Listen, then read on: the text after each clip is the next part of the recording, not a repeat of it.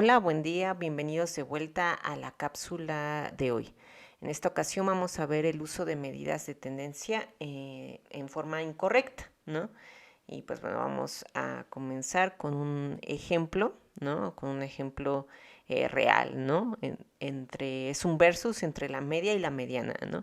Y vamos a considerar un país pequeño que es Brunei, que tiene una población de 276,000 habitantes, donde el sultán es el hombre más rico, ¿no? Es el hombre más rico del mundo, ¿no?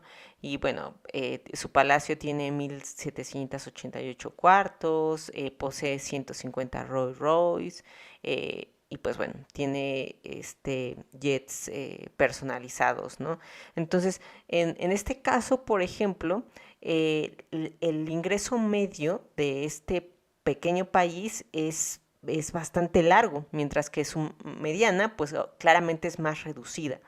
Entonces, si nosotros solamente reportamos la media, estamos haciendo, digamos, un mal reporte descriptivo, porque realmente con el uso de la media no estamos describiendo lo que es el ingreso de cómo está comportándose el ingreso en este pequeño país, ¿no? Entonces, aquí no es tanto la forma incorrecta, sino es la forma incompleta de muchas veces hacer los reportes estadísticos, ¿no? Es bien importante a veces ocupar la medida de tendencia central que mejor describa en este caso, nuestra población, nuestra variable.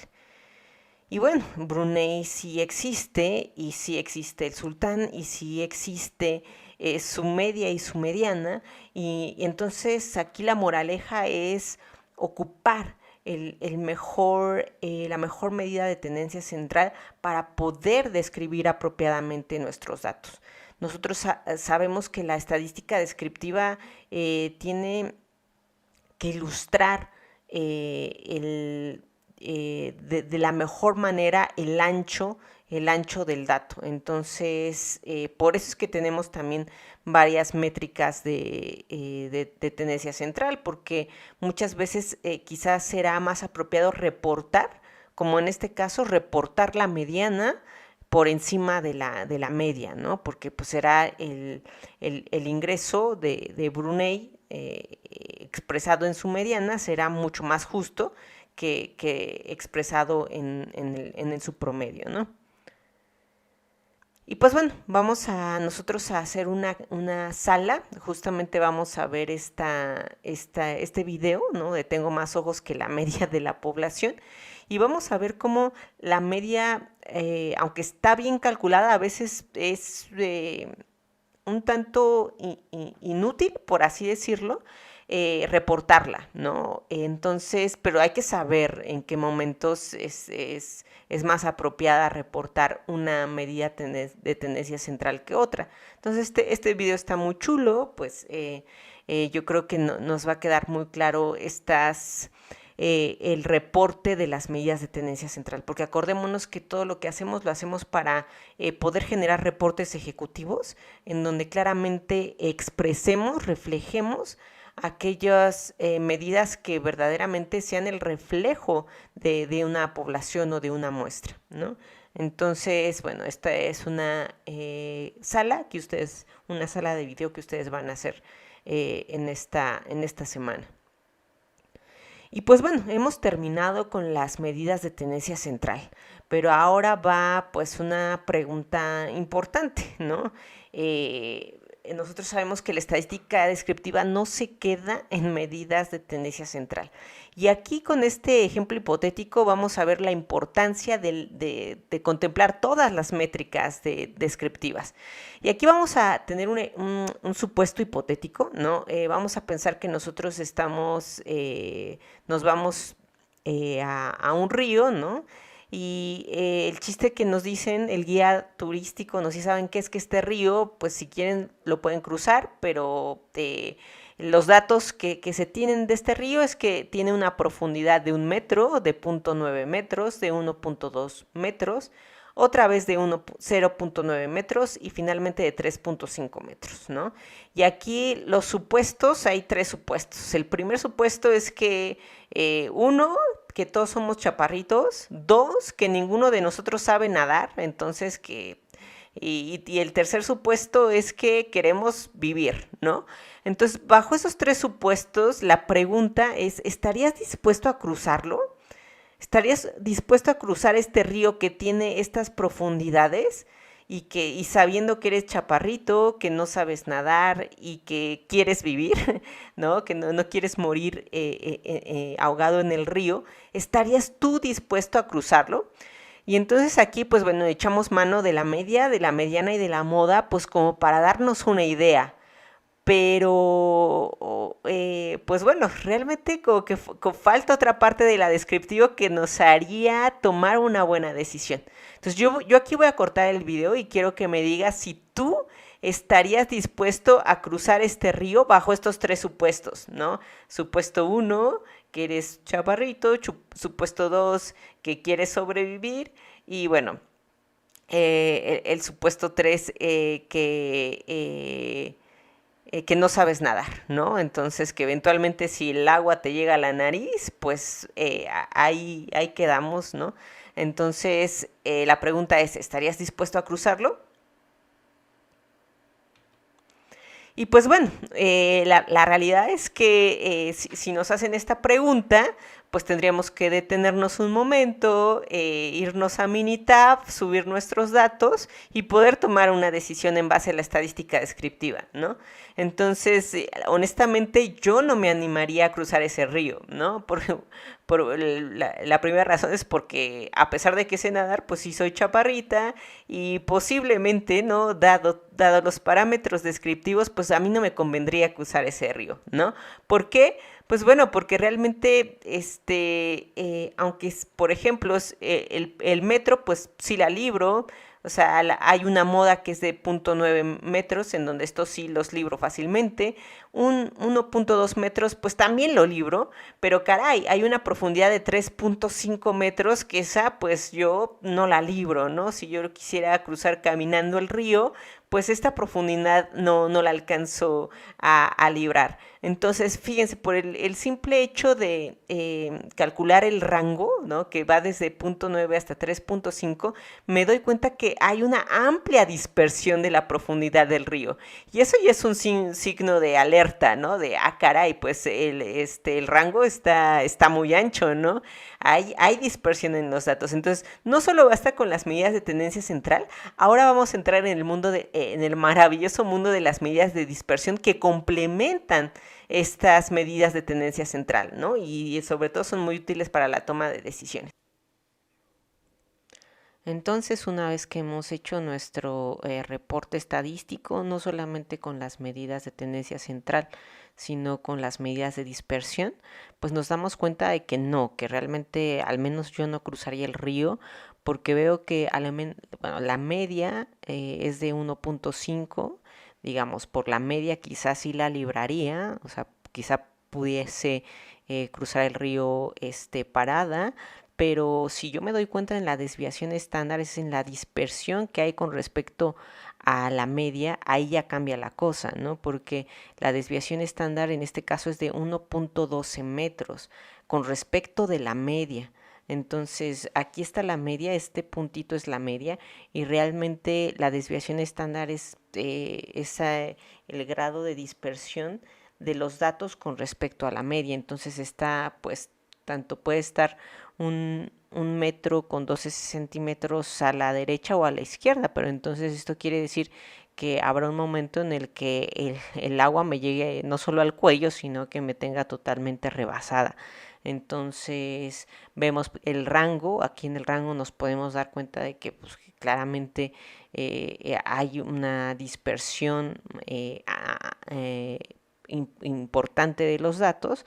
Y pues sí, o sea, yo creo que la decisión correcta en este caso sería, ¿sabes qué? No cruzo el río, pues porque la desviación estándar me está diciendo que los datos están dispersos de forma importante, ¿no?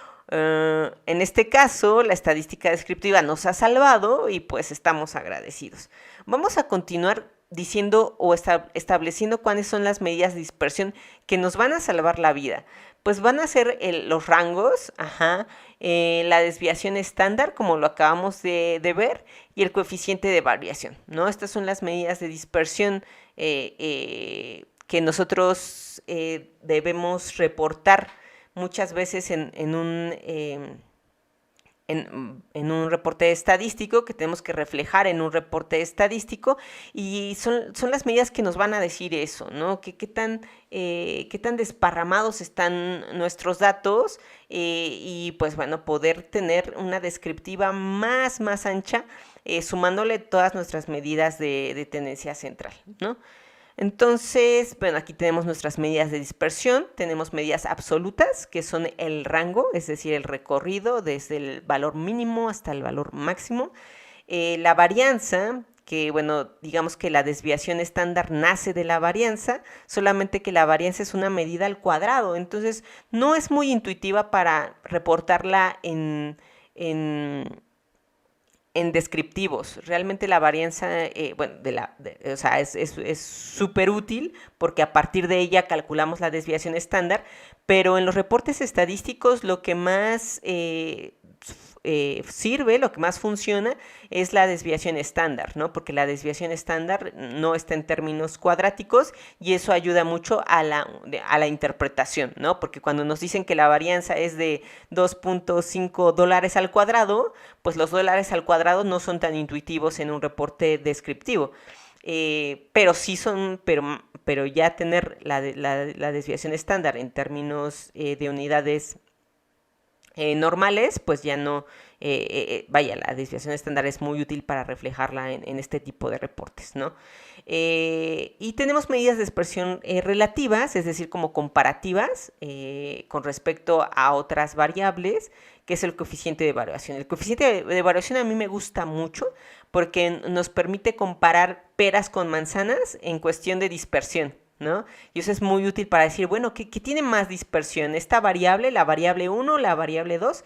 Pues en ese sentido ocupamos el coeficiente de variación, porque muchas veces quizá la variable 1 esté expresada en pesos y la variable 2 está expresada en kilómetros, pero sí podemos comparar esas dos unidades haciendo uso de las medidas de dispersión relativas, en este caso del coeficiente de variación, ¿correcto? Entonces, vamos a, pues, bueno, a decir que el rango, lo decíamos, pues es el valor máximo menos el mínimo, y a eso nos da una idea, ¿no? De qué tan compactos están nuestros datos o qué tan desparramados están nuestros datos, ¿no? El rango intercuartílico, que lo vimos justamente cuando vimos la mediana, ¿no? Porque es justamente la cajita de nuestro diagrama de cajas y bigotes. Y pues bueno, estos rangos también son parte de nuestras, lo que podríamos llamar medidas de dispersión. La desviación estándar, lo decíamos en una slide pasada, pues justamente nace de la varianza. Entonces es bien importante pues tener la notación matemática de la varianza. En este caso, la varianza siempre va a estar dada por sigma al cuadrado, y esta varianza poblacional no va a ser más que la sumatoria de nuestra primera observación hasta la enésima, pero de las diferencias con respecto a la media elevadas al cuadrado. Es decir, la observación y restada por x testada, es decir, por la media elevada al cuadrado, ¿no? Y bueno, todo esto partido por n, ¿no? Aquí esta es la fórmula para calcular la varianza poblacional, ¿no?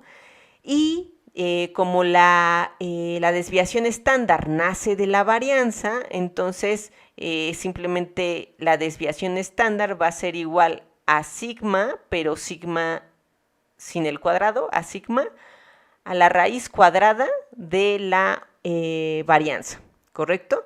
Entonces, cuando nosotros queremos calcular la desviación estándar, simplemente le sacamos la raíz a la varianza. Esto que está acá adentro es justamente la varianza y pues por eso decimos que en los reportes estadísticos nos funciona mucho más la desviación estándar, porque esta medida no está en términos cuadráticos, ¿no?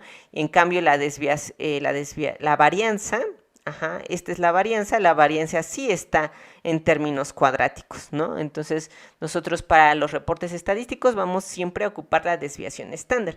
¿Y qué es la desviación estándar? Lo reiteramos, es el grado de dispersión de los datos con respecto a la media, ¿no? Porque acuérdense que estamos haciendo esta operación, estamos calculando la diferencia con respecto a la media de todos nuestros datos y los estamos elevando al cuadrado. ¿Por qué hacemos esto? Pues porque, digamos, ¿por qué lo elevamos al cuadrado? Porque si no lo elevamos al cuadrado, nosotros sabemos que la sumatoria de las diferencias con respecto a la media siempre van a dar 0. Entonces, pues bueno, ese es el detalle de la varianza, pero a lo que a nosotros nos va a interesar es la fórmula de la desviación estándar. Justamente esta fórmula es la que nos va a interesar para poderla reflejar en nuestros reportes estadísticos.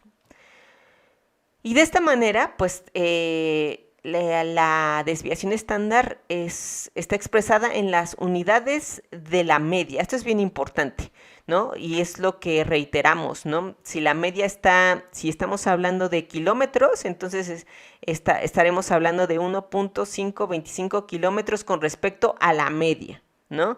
Entonces, esto es súper importante, que la desviación estándar siempre está en términos de la unidad de medida de la media, ¿no? Porque realmente el punto de comparación siempre es la media. Acuérdense que siempre a nuestra X observada le estamos siempre restando la X testada, es decir, que siempre estamos haciendo el punto de referencia con respecto a la media, y por lo tanto, pues la desviación estándar está en términos de la media, sea kilómetros, dólares, pesos, milímetros, etcétera, ¿no? Entonces, por eso es bien importante tener esta referencia.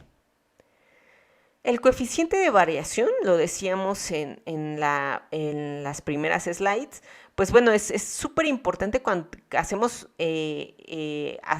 hacer comparaciones, ¿no? Y realmente es muy útil para hacer comparaciones, sobre todo con variables que están muchas veces expresados en distintas unidades de medidas. Podemos inferir si la variable 1 o la variable 2 tienen una dispersión parecida o no, o la variable 1 está más desparramada que la variable 2. Eso lo podemos identificar con el coeficiente de variación. Y una regla muy genérica es que, por ejemplo, cuando el coeficiente de variación es mayor o igual a 25%, se considera que los datos son heterogéneos, ¿no? Y al contrario, si el coeficiente de variación es menor a 25%, se considera que los datos son homogéneos, ¿no? Entonces, esa es la regla para hacer la comparación usando el coeficiente de variación, ¿no? Y realmente creo yo que es una medida súper útil para expresarla dentro de un reporte estadístico. A mí generalmente siempre me gusta reportar el coeficiente de variación, porque siempre me gusta preguntar, ¿no?, cuál es la comparación entre una variable con otra variable, ¿no?, y que puedan tener una respuesta acertada. Y pues bueno, aquí va otro elemento que es súper importante para los reportes estadísticos, y estas son las estimaciones puntuales. Nosotros vamos a ver que en Minitab, SPSS, pues realmente la magia sucede cuando metemos los datos y pues nos saca reportes prácticamente automatizados con todos los cálculos y las estimaciones realizadas. pero lo importante no es lo que haga la paquetería, sino lo importante es la interpretación que hagamos nosotros. Entonces, hay una cosa en estadística que se llama estimaciones puntuales, en donde se ve la interpretación, en este caso, del analista, ¿no? Y SPSS, Minitab, nos van a dar estos valores. Nos van a dar estos valores, me los va a dar la paquetería. Pero lo que no me va a dar la paquetería es la estimación puntual de decir, ¿sabes qué? El precio, en este caso, por ejemplo, el precio del cobre tiene una mediana de 3.79 dólares, ¿no? El precio promedio es de 3.83 dólares, ¿no? Y aquí pongo la unidad de medida porque es muy importante. Ajá, nosotros, por ejemplo, la desviación estándar se reporta así. La desviación típica respecto a la media, la desviación típica con respecto a la media es de 0.38 dólares. Y el coeficiente de variación es de 9.93%. Ajá. Entonces, fíjense, aquí, por ejemplo, algo que se me pasó a decir es que el coeficiente de variación siempre va a estar dado en términos de porcentaje, mientras la desviación estándar va a estar dada en las unidades de medidas, en este caso, de la variable, ¿no?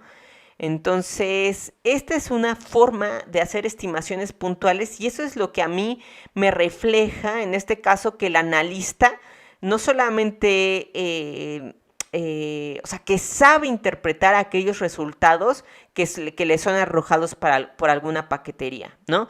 Entonces, esto es súper importante para mí, que ustedes puedan hacer estimaciones puntuales claras y concisas. Fíjense, aquí en tres renglones prácticamente se hace una mención puntual de la estadística descriptiva, ¿no? Estoy hablando de la mediana, de la media, de la desviación estándar y del coeficiente de evaluación, ¿no? Prácticamente estoy en tres renglones reflejando la estadística descriptiva de mis datos, ¿no? Y esto es bien importante porque estos tres renglones no te los da ninguna paquetería. Estos tres renglones es pues el know-how del analista de saber en qué unidad de medida está dada cada métrica, ¿no? Y de poder hacer una redacción puntual de mi estadística descriptiva. Esto es lo que uno califica, por ejemplo,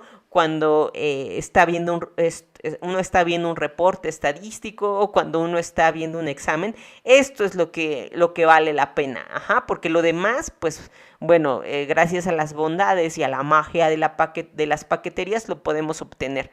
Pero este slide solamente se puede redactar, la puede redactar un analista, ¿no? Que sabe hacer reportes estadísticos, ¿no? Que sabe mostrar a lo mejor la mediana en vez de la media, o a lo mejor resaltar la media en vez de la mediana, etcétera, ¿no? Esta slide es súper importante. Y pues bueno, ya que prácticamente terminamos el repaso de la estadística descriptiva, o sea, en estas cápsulas pudimos ver pues las medidas de tendencia central, su importancia, sus diferencias, vimos también las medidas de dispersión, por qué son tan importantes para complementar las medidas de tendencia central. Entonces ahora ya estamos, digamos, con todas las armas, con todas las herramientas para poder hacer reportes estadísticos descriptivos, correctos, completos y puntuales, ¿no? Recordando siempre el hacer estimaciones puntuales, ¿no? Entonces, ¿qué debe incluir un reporte estadístico para la toma de decisiones, ¿no? Pues bueno, debe de tener una introducción breve que nos diga cuál es el objetivo del reporte que se está presentando. Entonces debe de tener una introducción debe de decir la información disponible, qué tipo de información se obtuvo, de dónde se obtuvo, si fue de encuestas que se levantaron, si fue de INEGI, de qué fuente se obtuvo la información, ¿no? Para tener esa referencia. Un tercer elemento es la descripción de los datos, y aquí es prácticamente lo que acabamos de ver, es decir, medidas de tendencia central más medidas de dispersión, ¿no? Y aquí vale, a veces vale la pena señalar que en medidas de tendencia central, a veces ustedes se van a dar cuenta que los analistas a veces te subrayan te subrayan la mediana o te subrayan la media, y es importante hacerlo, ¿no? Es importante decir, ¿sabes qué? Yo como analista, en este caso en particular, te voy a subrayar la mediana. ¿Por qué? Pues porque los datos están sesgados a la derecha, entonces pues yo sé que la media pues no va a ser tan justa para describir la muestra, pero la mediana sí va a ser un poco más justa para describir la muestra, etcétera, ¿no? Y con explicaciones y detalles. Y aquí cuando se habla de detalles, muchas veces se habla de estimaciones puntuales, lo que acabamos de ver, ¿no? De ser capaces de redactar estimaciones puntuales. Bueno, el análisis de los datos, al final, ¿qué se concluye con los datos? Es un tipo de conclusión, ¿no? Breve, concisa y en base a las visualizaciones que tengamos. Aquí otra cosa bien importante es que, si se dan cuenta, vimos un repasito de los gráficos, de histogramas, etcétera, y lo importante de las visualizaciones, más bien de los gráficos descriptivos, es que deben hablar por sí solos. Eso es bien importante. Un buen gráfico descriptivo debe de hablar por sí solo. Entonces, pues bueno, tenemos que al final recalcar qué se concluye con los datos, qué se concluye con los gráficos, etcétera, ¿no? Y recomendaciones, si es que hubiera que dar alguna recomendación en particular, es pues claramente la opinión del autor del reporte, qué se sugiere hacer, si hay una problemática en particular, etcétera, ¿no? Entonces, con estos 5 elementos, cuando ustedes palomen estos 5 elementos, estarán haciendo un buen reporte estadístico, ¿sale? Entonces, pues bueno, ya prácticamente estamos dotados para hacer buenos reportes estadísticos. Y pues bueno, vamos a iniciar un laboratorio, que es el caso que se llama dólares. Esto es todo de mi parte, muchas gracias.